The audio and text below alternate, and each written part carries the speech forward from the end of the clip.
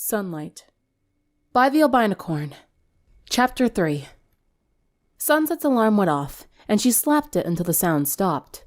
She rose from her bed and stretched her arms out, yawning loudly. Aside from the odd taste in her mouth, she felt great. She rubbed the sleep from her eyes and pushed herself onto her feet. After sleeping for an entire day, she thought her muscles would be weak and stiff, but she felt incredibly limber. I knew it was nothing, Sunset smirked. She threw open the blinds and recoiled at the unholy light of the morning sun. An involuntary hiss escaped her lips, and she snapped the blinds shut. Okay, still sensitive to light. Noted. After the spots vanished from her eyes, Sunset wandered into her bathroom. Perhaps it was her imagination, but looking into the mirror, her face seemed a bit paler. Of course, she had been shivering under her covers for the last 24 hours.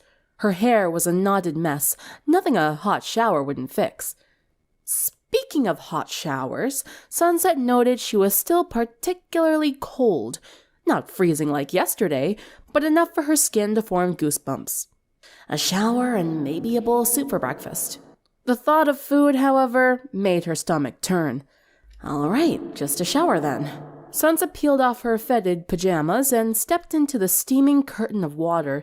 While it drove the goosebumps away, she still felt cold deep inside. She swallowed some of the hot water to chase it away, but it only elevated the cold for a few seconds. Sunset ignored it and took to washing her hair and pulling the knots out of it. The water felt so soothing that, were it not for school starting in a half an hour, Sunset might have stayed in the shower all morning. She stepped out, dried herself off, and prepared for the day. When she finished grooming and dressing, she stepped over to the window and carefully pulled the curtain back. A large group of clouds had blocked out the sun, making the light tolerable. Sunset still scrunched her nose. Perhaps she had just been inside too long and needed to slowly get readjusted. Either way, she hoped the clouds would keep the sun covered for a while. She gathered her school supplies together and slung her bag over her shoulder. Before she stepped into the kitchen, she poked under her bed for the bat. Nothing. Sunset scratched her head, wondering how it could have gotten free. The shoe box was one thing. How did it get out of the apartment? Sunset shrugged. It wasn't her problem now. She paused in the kitchen, trying to determine if she was hungry. Her stomach made an unpleasant flop again at the thought of food. So Sunset went on her way. The muted light still made Sunset shield her eyes. She waited a few minutes to see if her eyes would adjust. If anything, the longer she stood outside, the more they seemed to burn. She ran back inside and grabbed the sunglasses she kept in her drawer. They had been a little gift from Flash when they had gone to the beach, though Sunset had only worn them one time. She wasn't sure why. They were pretty stylish. Sunset slipped them on and the light became bearable again. Checking her phone, she found that she had 20 minutes left until the first bell, and rushed to her bike. Perhaps it was the spike of adrenaline she had from realizing she might be late, but Sunset felt like she had practically glided down the stairs and across the pavement to her parking spot. It couldn't have taken her more than 5 seconds. Whatever. She started her motorcycle and raced down the road. 10 minutes later, she arrived at the school parking lot, having gotten lucky with the stoplights. With the first bell imminent, students were beginning to flock inside the building. Sunset followed the crowd and broke off to her locker to put away her books. The locker next to hers belonged to Octavia Melody, who was currently rummaging through it with a sullen expression. "Hi, Octavia," Sunset said with a friendly wave. "You look upset. Is something wrong?" Octavia managed a weak smile, then rubbed her puffy red eyes. "Good morning, Sunset. I've just had a long night. My father was sent to the hospital yesterday." Sunset's heart missed a beat. "Oh no! Is he all right?" "They said he should be fine, thankfully." Octavia slipped a book into her bag and closed her locker. "It's just, they aren't sure what happened to him. Last night he went to take the garbage out.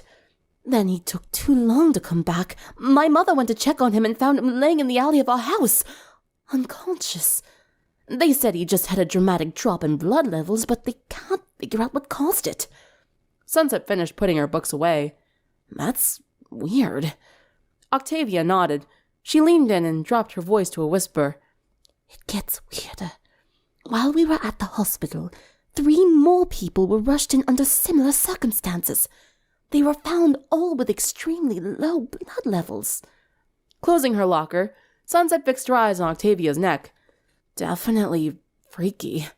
She could almost see the blood rushing through Octavia's jugular, flowing at a heightened speed. She was still nervous, concerned about her father's well-being. The vein twitched every third word. Sunset had stopped listening, though. Be positive, in fair shape, great circulation. Sunset mouthed saliva a little. Perhaps skipping breakfast had been a bad idea. Now she was hungry. The bell rang. Its shrill cry shook Sunset back into the present. Octavia was walking away, waving goodbye. Sunset raised her hand, flashing an uncertain smile. Her mind seemed a little hazy. What had Octavia been saying a few seconds ago? Sunset rubbed her forehead. Her mind seemed to have blanked out for a whole minute. Maybe I should have taken an extra day off. Well, she was here now. Might as well push through. She stopped to get a drink from the fountain.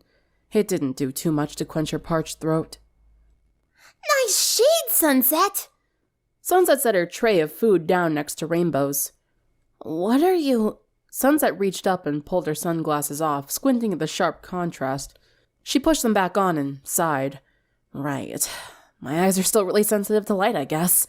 Twilight sat down next to Sunset, her hair back in its bun. Well, I'm glad you're feeling better. The fact that you're up and at school is quite a turnaround from yesterday. Yeah, besides the light and constantly being thirsty, I feel great. Sunset looked down at her lunch food, and her stomach twisted into a knot. I also don't seem to have an appetite. She pushed her plate away. Rarity tittered and set her fork down. I know what it's like to be on the tail end of sickness, dear, but you must eat something. Sunset pulled the bowl of salad close to her and speared some lettuce onto her fork. Her stomach churned as she brought it close to her mouth. Touching her tongue to the leafy greens, her stomach heaved, and Sunset violently gagged. Can't do it, she said, covering her mouth. Pinky snatched the plate away. Yay! More for me! Rarity narrowed her eyes. You could show a little more sympathy, Pinky. She's not gonna get her appetite back, Pinky said with a mouthful of salad. Sunset took a long draught from her water bottle and sighed. Well, the good news is I'm getting better. By tomorrow, I'm sure I'll be starving. I told you it was nothing to worry about. Twilight cupped an apple in her hand. I still think you should be more careful in the future. What if it's really something serious next time? I'll cross that bridge when I get there, Sunset said nonchalantly. From the corner of her eye, she saw Twilight poke her bottom lip out. It was such an adorable pout. Sunset couldn't help but laugh. I promise, Twi. I'll consult a doctor next time something serious happens. All right? Twilight took a bite of her apple and stared straight ahead instead of looking at Sunset, a splotch of pink on her cheeks. Sunset didn't know what it was, but Twilight seemed prettier than usual today. Sexy, even. The silkiness of her hair, the outline of her cheekbones, the shape of her intelligent eyes hidden behind those glasses. Sunset moved her eyes down to the base of Twilight's neck. Her heart rate was a little faster than normal, and some of the blood was still rising to her cheeks. 0 negative. Very rich. Surprisingly healthy for how little exercise she gets. But she eats pretty well. Sunset looked further down, licking her lips. They were hard to see, but Sunset knew Twilight had some slight curve to her body. Oh, how she'd love to sink her teeth into Twilight, and not just the neck. Are you sure you're not hungry, Sunset? Rainbow's mocking voice drifted into her ear. Sunset jolted upright. What happened? Everyone around the table was giving her various looks of amusement, while Twilight was now looking in the complete opposite direction of Sunset. Rainbow stopped her giggles long enough to say, Well, I'm pretty sure you were mentally undressing Twilight. I was not. Sunset's cheeks burned. You were drooling? Sunset rubbed her hand across her mouth, mortified to find a line of spit. I was just zoning out. I wasn't even thinking about Twilight. Truth be told, she couldn't remember anything between her promise to Twilight and now. Regardless, thanks to Sunset's staring, there was an awkward wall between her and Twilight. She kept her back turned and continued taking tiny nibbles out of her apple. The silences stretched on. making the wall harder to mount with each passing second. The lunchroom chatter dissolved into static as Sunset racked her brain to find the words to save the situation. She clenched a fist under the table. Stupid Dash, making this worse than it already is. There was no way Sunset could save face now. Well then, embrace it, her conscience whispered. There's nothing wrong with liking Twilight. Who cares what they think? Sunset nodded to herself. Yeah, so what if I stared? Twilight's worth looking at. Sunset scooted closer to Twilight. Fine. I was staring at her. But I couldn't help it. She leaned in. I think you're very beautiful. Twilight slowly turned around, eyes filled with surprise. Really? Yes, really. Sunset got an exuberant thrill from this newfound confidence. Twilight looked down at her apple. I think you're beautiful too. Sunset couldn't help but grin. If she had known things would turn out this well, she would have told Twilight she was very beautiful a long time ago. Rainbow ruined the moment by loudly biting a carrot in half. So you two gonna kiss or what? Everyone around the table groaned. What? I'm just asking. As tempting as it was for Sunset to just grab Twilight and make out with her then and there, something in the back of her mind told her that now wasn't the right time. The bell ringing a moment later confirmed her feelings. The Rainbooms disembarked from the lunchroom and headed for their separate classes.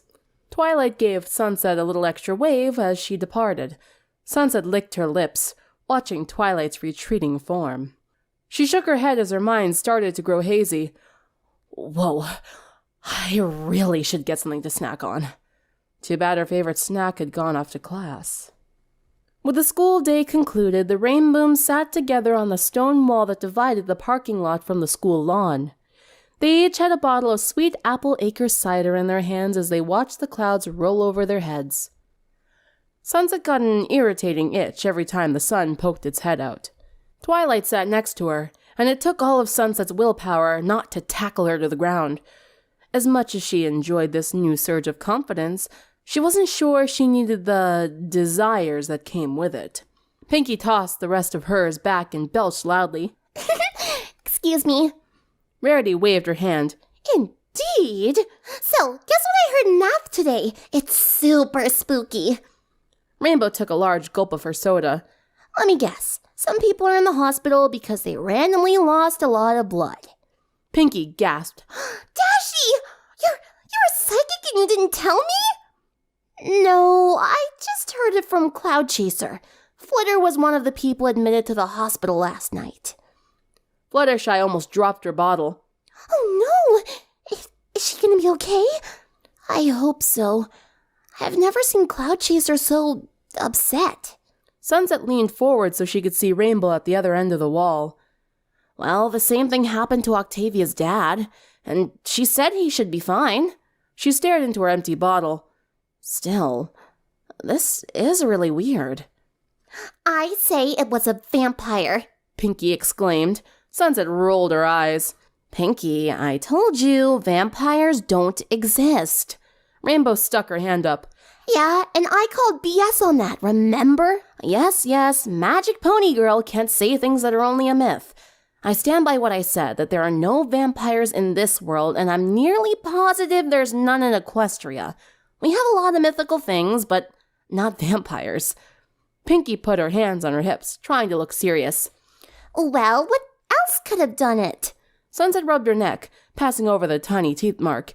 A very hungry bat. Fluttershy cocked her head. You mean the one that you said bit you?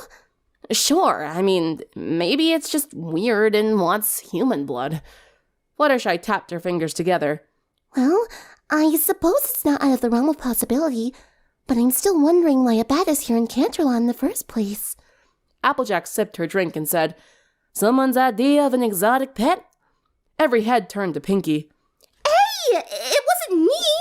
She held her hands up. Besides, you know I take good care of Gummy. He never leaves my side. She reached into her hair and pulled out the baby alligator. See? Twilight's jaw nearly hit the ground. You have a pet alligator? And you keep him in your hair? Sunset put a hand on her shoulder. Let it go, Twi. You'll live longer. But...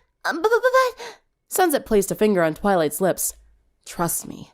She let it linger there for a moment before slowly pulling away. Anyways, Applejack cut in, if there is an aggressive bat flying around and feeding on people, should we do something about it? The sun peeked out from the clouds again, and Sunset hit her face behind her arm. Unless it's sucking souls out of people, it's a problem for animal control, not us. What are we, the magic police now? Rainbow asked. Oh my gosh. Pinky jumped up and stood on the wall. We could totally be superheroes. By day, we're your ordinary high school rock band. But by night, we're hunting down magical creatures and artifacts and saving the world from evil. Applejack pulled her down. No more sugar or Sailor Moon for you. Time kept slipping away until the sky was orange with the dying glow of the sun. A car pulled into the parking lot and Twilight hopped off the wall. That's my dad. I'll see you girls tomorrow. She paused and gave an extra wave to Sunset before getting into the car. Sunset waved back. Her arm felt sluggish, as did the rest of her. Her skin was red from her persistent scratching, and she was even thirstier than before she drank the cider. She climbed down the wall, stumbling as she landed. I think it's time for me to go too. Still feeling kind of out of it. Pinky leaned forward, narrowing her eyes and pursing her lips together. Are you sure you're just sick, Sunset? Sunset slapped her forehead. Yes, Pinky, just because I got bit by a bat doesn't mean I'm a vampire. You watch too much television. No, I watched just enough. That's why I've got my eyes on you. She pointed to hers, then to Sunset's, then back to hers. Good night, girls. Sunset waved to the rest of them. Good night, Sunset. They chanted. Sunset hopped off her bike and took off down the street, wincing when the sun came out again. She's just got you paranoid now. Just because you got sick after a bat bit you and you're a little sensitive to light doesn't mean you've suddenly become a vampire. The rational part of her brain knew she was right. The half that thrived on magic still had some doubt, however. But magic or not, a bat can't turn you into a monster. Even if there is some magical residue leaking into this world, that doesn't mean every fairy tale creature is going to pop into existence. Sunset nodded. She just needed another night of rest, and she'd be back to normal. Sweet nectar. Sunset ran her tongue across her mouth, sipping up every stray drop of blood. It ran down her throat, finally quenching the unbearable thirst that she had struggled with all day. She felt revitalized, energized. She still felt thirsty. The man laying on the ground before her had been delicious, a constant jogger out for a night run. His foolishness was Sunset's meal. He hadn't put up much of a resistance when Sunset got her teeth into him. Then again, none of them did. She walked across the open field of the park, enjoying the refreshing night air. So many smells dancing on the wind, it almost covered up the succulent aroma of blood. Her nose twitched, finding a new target. People in this town were either very brave or very stupid to be wandering around outside at night. Sunset got a running start, then leapt into the air, gliding against the wind and over the trees. When she lost the cover of the trees, she ascended higher, silhouetting herself against the lovely moon. Candlelights spread out before her, an entire buffet of fresh blood, thousands of meals just waiting to be had. Speaking of meals, Sunset spotted her next targets. The two girls were parting ways in front of a music store. One of them Sunset recognized as Vinyl Scratch. She put her headphones on and stared down the street, grooving to her music. Sunset growled in excitement. If she was fast enough, perhaps she could catch both girls. She decided to start with Vinyl, following her from the rooftops. The rest of the street was empty, but Sunset waited until Vinyl neared an alleyway just to be safe. When Vinyl left the luminescent glow of a street lamp, Sunset dropped down onto the pavement, quieter than a feather. She drifted closer to Vinyl, slowly opening her mouth. Vinyl whipped around, taking a karate position before relaxing. Oh, it's you, Sunset. Had me scared for a sec. Sunset had her hands in her pockets, looking as casual as she could be. Sorry about that. Vinyl lifted her shades. You okay? You look kinda off. I guess I'm just a little thirsty. She pulled her lips into a smile. Wanna come get a soda with me? Kinda late, isn't it? I mean, we do have school tomorrow. Sunset took a step forward, her patient already wearing thin. Her eyes glowed bright red. I insist. 1 drink. Vinyl's eyes took on the same crimson shade, and her entire body relaxed. Yeah, sure, she droned. She allowed Sunset to take her hand and pull her into the alley. Keeping Vinyl tranced was harder than Sunset realized. She could feel her strength being sapped by the effort. Once they reached the end alley, she wasted no time in spinning around and plunging her fangs into Vinyl's neck, allowing the trance to break.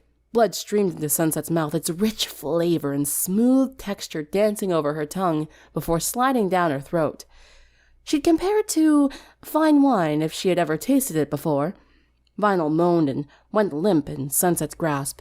She occasionally tried to raise a hand to defend herself, but the more life force Sunset drained, the less Vinyl resisted. Sunset came up for air, blood dribbling down her chin and onto her shirt. She hadn't meant to suck as much as she did, but Vinyl had tasted so good, surprisingly better than the jogger. She now lay curled on the cold ground, barely breathing. Something itched in the back of Sunset's conscience, something telling her that this was wrong. Her overwhelming hunger quickly silenced it, but she did agree leaving Vinyl in the dark alley at night was a bad idea. A wide smirk revealed Sunset's fangs. She would drop Vinyl off in front of the hospital, and then, if she was careful, perhaps she could get some snacks for the road. The bat flapped through the night, still hungry. So far, it had fed on 5 rats, a squirrel, and a cat, but after being stuck in a box in a closet for a whole day, it needed more sustenance than that. If that red-headed creature hadn't gone out last night, it probably would still be stuck, flying around in her tiny living space. There was so much blood around it, but it couldn't get to any of it. It was locked away in those big buildings. And any time those weird tall things saw it flying through the air, they screamed and waved their limbs at it. It was so sick of feeding on tiny animals, though, it wanted a proper meal for once. And the blood that came out of the red-haired creature had been the best thing it had ever tasted, even if it was just a sip. It wanted more of that, more blood from those weird bipedal creatures. It flew over the black dirt road laid out between 2 gray dirt roads, past dozens of identical-looking buildings. It screeched once, more out of frustration than navigation. The echo came back, bringing more of the same landscape. Wait, something was slightly off. It hovered in the air, peering into the moonlit night. It screeched again, delighted to find one of the buildings had a hole in it, like at the purple pointy castle. It flapped as fast as it could, smelling blood on the other side. Through the hole, the bat saw a light green-skinned creature curled beneath a bundle of soft, odd-colored leaves. She had hair that matched her skin tone, streaked with white. She rolled over, showing off her neck. The bat swooped in and landed on her shoulder. She stirred but did not wake. Finally, it could eat. Sunset hissed as her alarm went off again. She smacked it, hearing a loud crack and a cry of broken static. She looked up from her pillow, seeing the alarm broken in half. Crap! How'd I do that? She pushed herself up, surprised to see herself still dressed in her clothes from yesterday. Her mind was foggy, and her mouth tasted like copper. What did I do last night? She got out of bed and looked around her room. The curtains were still drawn, keeping everything drowned in darkness. She flipped the light on, wincing at the bright burst, but quickly adjusted her eyes. Something on her desk caught her attention. She drew closer, her heart rate skyrocketing as she made out what it was. How? When? What? Packets of blood were laid across her desk, some full, some empty. With a shaky hand, she picked one up, watching the red fluid slosh around. A sharp hunger tore through her, and before she knew what she was doing, she tore the bag open and guzzled down its contents. She licked the excess blood from out of the pack, then tossed it away. Sunset stood, rigid, her eyes slowly coming back into focus. She looked down at her hands, flecked with drops of spilled blood. There was an urge to lick them off, an urge Sunset almost gave into. She began to hyperventilate, her eyes dilating as the full weight of her actions crashed down on her. She looked into the mirror, seeing dried blood on her shirt and fangs retracting into her mouth. No. No. This can't be happening. How? They don't exist. I can't be. Vampire. Hey everybody, it's Sunset Shimmer. I hope you enjoyed the story. Be sure to like and subscribe, and hit the bell button to be updated of uploads. Thank you. Have a nice day or night. Especially night.